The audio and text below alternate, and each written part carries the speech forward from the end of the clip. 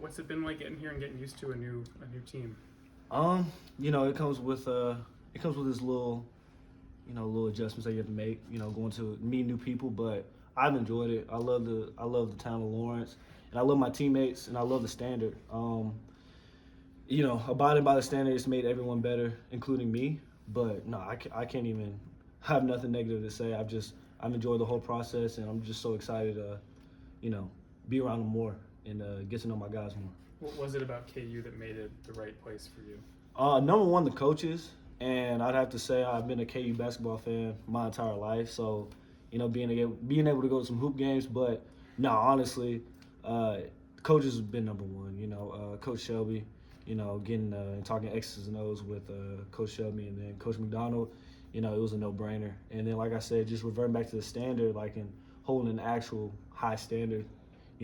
Not just for the third string or the walk-on, but now the star player or the second string. Everybody's held to the same standard, and that standard's high.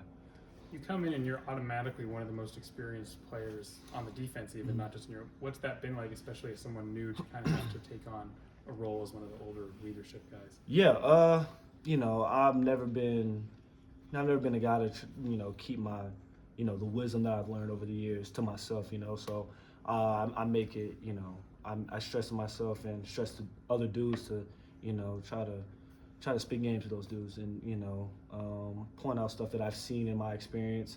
So a mistake that I made in the past, try to tell them this is the way to do it, or try this certain technique because it's helped me, and me doing that's helped me be successful. DJ, you used to be a receiver. Mm-hmm. What's the transition been like to corner, and then has that helped you since you used to be a receiver? Oh yeah, always. I played receiver and corner my entire life. In high school, I played both ways. Pretty much my whole career. So being on the defensive side, using seeing splits, mannerisms, certain break points, the top of the route, that kind of stuff for sure. But and also, like I said, going back to this question. I try to tell the other guys, like, hey, man, I've been a receiver, so I kind of know what what they're trying to set this up to do this, or they're trying to do this to do that. So, 100%. What do you remember about the pick against Nebraska? Yeah. What do I remember? Oh man. It was kind of just, I couldn't hear anything. Everything went in slow motion. And, it was kind of just see ball, get ball, It didn't really hit until, I got up and, you hear the crowd noise. And I just remember seeing this specific dude. He stared at me, he pointed at me, and I was like, yeah, it was crazy. That's all I got to say. It was a crazy moment, and, that was probably, a crazy couple of months for sure to follow. How often do you see that clip, or how often are people sending it to you? That's like they know that clip more than they know my name. So, I kind of deal with that. But, yeah, that's the number one thing they bring up. Or, my teammates, they find out that was me. I'm like, bro, that was you? And I'm like, yeah, that was me. But DJ, you're new to the program, but there's a lot of wide receivers who are new, and you're going against them in practice. What have you seen from them? Who stands out? Two, man. That dude, he's probably one of the fastest receivers I've ever guarded. He's explosive, but, not only is he fast, but he's quick. Keaton also, number 3, he's, I like how shifty he is. He knows how to manipulate and use his body language and, speed you up or speed you down. So, I think we're going to be great. Our receiver core is going to be great, and they're going to keep getting better, but we have a lot of talent on that side of the ball. How helpful can it be for you that you've played in the Big 12 before and seen a lot of those kinds of teams? You know what Big 12 ball is, man. They love to throw the ball. So I know I'm gonna get plenty of action, which is what I signed up for and what I'm excited about.